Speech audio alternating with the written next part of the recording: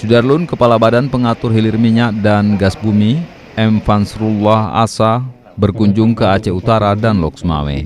Ivan datang bersama anggota DPR RI Dapil Aceh yang duduk di Komisi 7, Ridwan Hisyam dan Anwar Idris.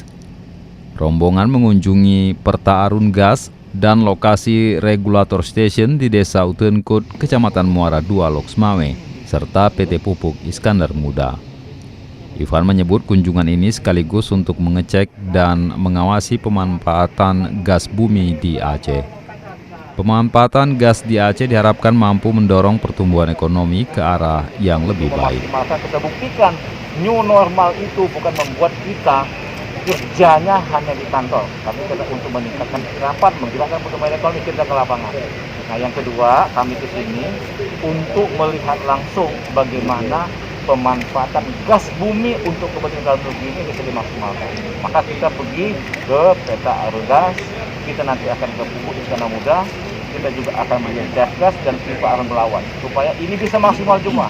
Di sisi lain, PAG diharapkan bisa meningkatkan gas alam cair atau LNG untuk dimanfaatkan Arun Belawan maupun kawasan industri lainnya.